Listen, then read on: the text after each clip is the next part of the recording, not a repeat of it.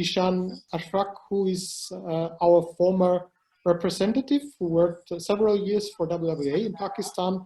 Zishan, you are still working with us and kind of being the contact person, but you are now working for developer Subitech, so you have now kind of changed side and working now on the business side, and I'm very happy to have you here and presenting us about how the Pakistani wind market is developing. Zishan. Thank you very much, Stefan, for having me. Good morning, good evening, good afternoon to everyone, considering the different time zones.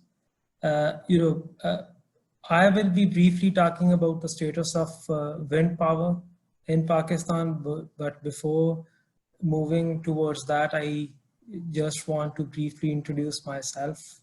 Stefan has already done that, but I have a long relation with the World Wind Energy Association. I was working as the country representative until the first half of this year, and then I joined Sovitech from April, which is one of the leading renewable energy developers worldwide. So we have a strong base in Latin America, and now we are expanding to other markets in Asia, and being in Pakistan is one of the steps of our expansion. So my presentation will mainly be focusing on the status of wind power in Pakistan, since the market is small and it was not affected much by the COVID-19, except for certain delays in the construction period of under construction wind power projects, and those delays were only for 3 to 4 months. And now the wind market is back on track. I mean, when we talk about the construction of under construction wind projects. So I'll be briefly talking about the trends in the wind power development market, and moving forward, we will talk about the policy, renewable energy policy that has been finalized after a delay of 2 years, and we'll also be looking at the drivers and barriers to the wind power market growth in Pakistan. If we look at the total installed capacity, it is around 35 gigawatt, and the peak demand in summer is around 27 gigawatt, and the peak demand goes as low as to 7 to 8 gigawatt in winter, putting the power planner in a very difficult situation. And then, the maximum demand that can be met in Pakistan is around 23 gigawatt because of the system constraints, grid infrastructure, and distribution network is weak. Therefore, it cannot supply electricity to meet the power demand in Pakistan. When we talk about the per capita consumption of electricity, it is among the lowest in the world, which stands at 529 kilowatt hour per person per year. Which presents quite poor state of affairs. And looking at the installed power generation mix, it is mainly dominated by thermal generation, which presents a staggering share of over 60%, which is followed by hydro power projects, which stands at around 30%, and we have renewables and nuclear at the bottom. And in renewables, if we talk about wind power, the share is 4% of the total power mix, and when it comes to final generation, it is even less than that, and it stands at 1.2% of the total generation in Pakistan. If we look at the resource potential, it is very small. In fact, it's negligible. Looking at the resource potential, Pakistan has a theoretical wind potential of 346 gigawatt.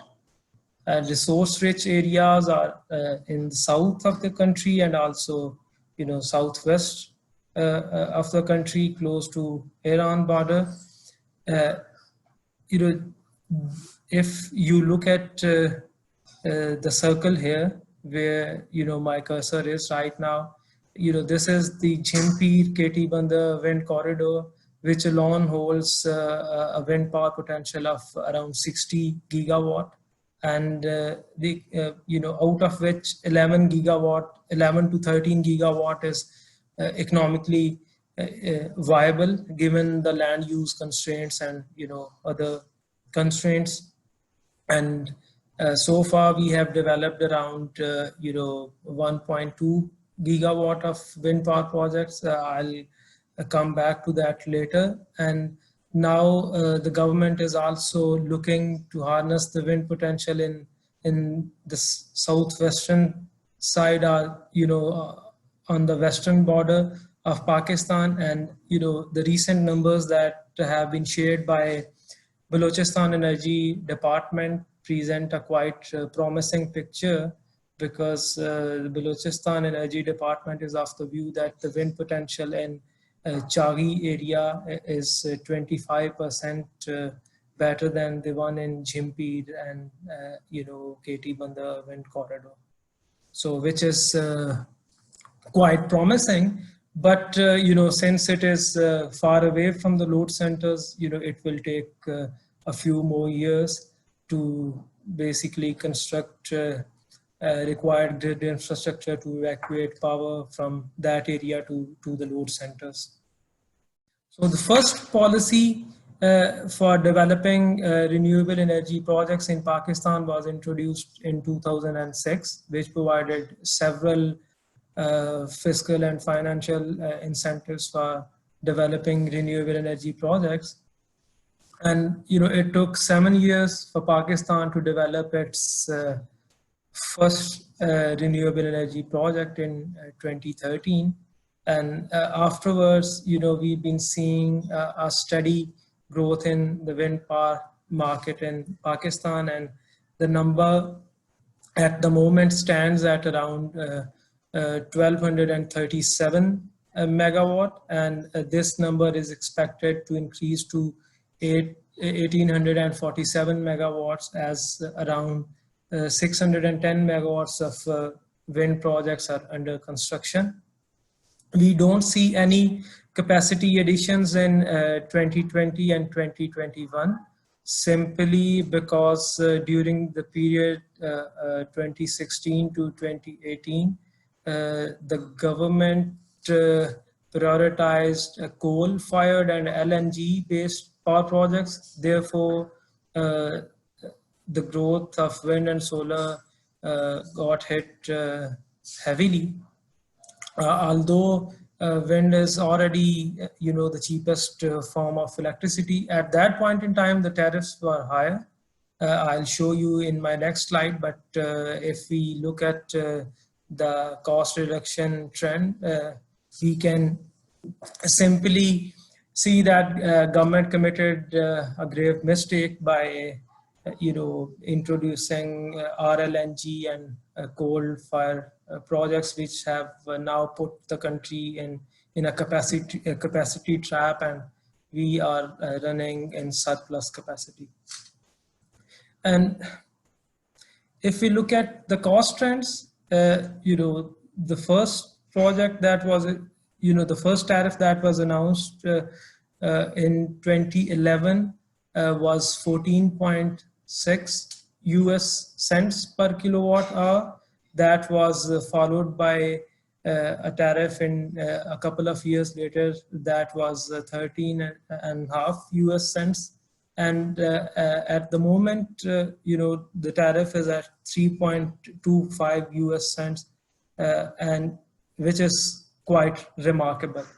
But, if we talk about this tariff that was awarded earlier this year to 4 projects, this 3.2 cents tariff is an average tariff because the tariff for 4 projects ranged from 3.1 to 3.5. Therefore, I have picked an average number here. All 4 projects, they have filed a review petition because they don't find this tariff reasonable. But even if we look at the tariff, which is 4.5 US cents per kilowatt hour, and around 12 projects are under construction with this tariff, the number is quite remarkable. And it is a reduction of around 70%, in just 7 to 8 years, which cannot be ignored. And similarly for the EPC price, if you look at your screen, in the beginning per megawatt cost for wind power projects was around 2.24, which has gone down to as low as 0.9 million, which again is quite remarkable. And we see a reduction of 60% in last 8-9 years. The market share is basically distributed among leading Western and Chinese wind turbine manufacturers. The market leader is General Electric, which is which has a quite strong base in Pakistan, followed by Goldwind, which is a Chinese manufacturer, and then at number 3 is Nordex, and other turbine manufacturers are also present in the market. If we look at the under construction projects, we see Siemens Gamesa coming up with the 410 megawatts of projects, followed by Goldwind and GE. I would like to mention here that it's you don't find such kind of diversity in similar size market in other parts of the world. And I think Pakistan should take benefit of such diversity, because it will eventually result in installation of better technology in the country when it comes to wind power deployment. Looking at the policy framework, as I have mentioned earlier, the policy which is Alternative and Renewable Energy Policy 2020, it has been approved by the Council of Common Interest after a delay of more than 2 years because of certain differences among the federal and the provincial governments. But thankfully enough that we have the policy approved now, and it will soon be placed on the National Gazette of Pakistan. So the policy sets a target to achieve 20% share of renewables in the total power mix of Pakistan by 2025 and 30% by 2030. And followed by the policy, there is an indicative generation capacity expansion plan, which charts out a yearly target of wind and solar by the year 2030. So for wind, the number is around 8.3 gigawatt, whereas for solar it is around 12 gigawatt. The plan is still with the National Electric Power Regulatory Authority for approval, and hopefully it will be approved in a couple of months. But if we look at the targets here, they seem quite ambitious. Looking at the Pakistani market, because the demand is not growing as much, and in my independent assessment, we don't see that much of wind and solar being added by the year 2030. And And, according to our estimates, the total wind capacity that would be added by 2030 would be around 3 to 4 gigawatt, which is, quite remarkable if we, achieve that number in Pakistan. If we, take a look at the market drivers and barriers for drivers, the first and the foremost thing is that wind is already the cheapest source of power generation in Pakistan. It used to be solar with 3.7 US cents per kilowatt hour, but the new tariff that has been given for wind projects is, even lesser than that and stands at 3.25 US cents. And I think it is a world record in a sense that we don't have such low level of tariff under a stable regime of cost plus. We have seen lower tariffs than this under, auctions and under bidding, but, such kind of low tariff has not been experienced or seen under a framework of cost plus or upfront tariff. The second driver is that, of course, as I've already mentioned, that power sector is dominated by fossil fuels and thermal generation, and most of which is imported. So, wind will certainly reduce dependency on fossil fuels and thereby, reducing the trade deficit of the country. And, country is already under huge financial and economic stress at the moment. The third driver is a very good resource availability in southern part of the country and, southwestern part of the country, as, I mentioned earlier. And, in the presence of, good resource and coupled with the low cost of wind power, it is expected to grow exponentially in the coming years. When we talk about the power demand, as I've already mentioned that, we are in kind of surplus capacity, but the government has planned to shut down around 3 to 3.5 gigawatt of inefficient thermal power plants that were, installed in 90s, and they were mainly based on on RFO and gas generation, and those plants are expected to retire. 1.5 gigawatt will be shut down immediately, while the remaining plants will be stopped in the next couple of years. And apart from that, additional capacity, additional demand is expected to come from stopping the captive power projects, which are running on subsidized gas supply, and and the total number of that projects reach to around 4 to 5 gigawatt, and those plants are quite inefficient, and this important resource cannot be used for such inefficient plants. That's the realization at least at the government's end, and let's see how it comes out, and let's see how the government plans to shut those power plants. Apart from the drivers, there are certain barriers that have been hindering the growth of wind power market, and that will continue to hinder the market growth.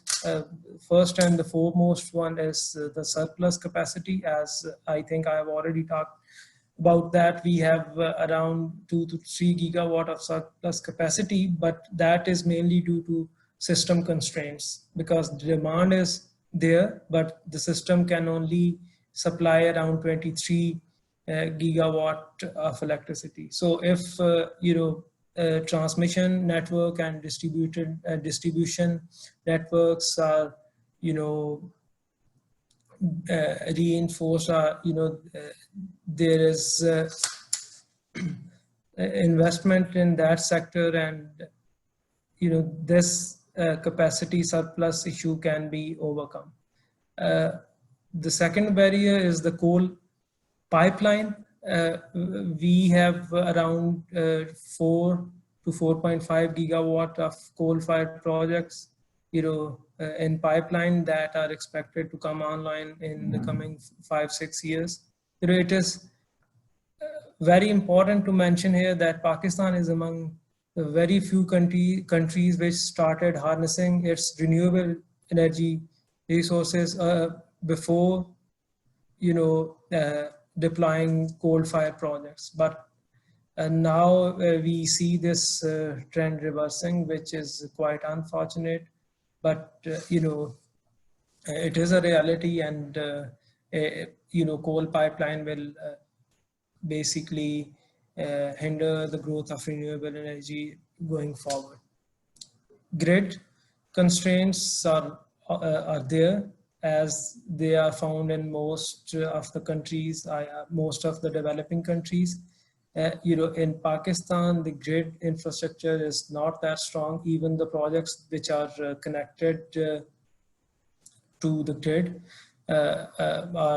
they complain about forced shutdowns and continuous tripping. So therefore,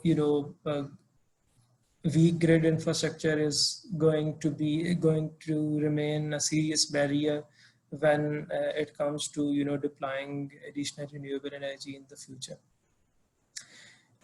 Similarly, delays at policy and regulatory level have delayed projects in the past, and we are expecting the same in the future as well, because although the policy has been approved, it has not been announced in the National Gazette as well, and we've been waiting for that for the past 3 months now, and we also don't see an action plan to implement that policy. So this a particular variable is going to hinder the growth of wind energy in Pakistan. There is an off-taker risk as well, because the circular debt in the country is piling up, and central power purchasing agencies' financial health is not that good, and it might create troubles for it to pay to independent power producers in the future.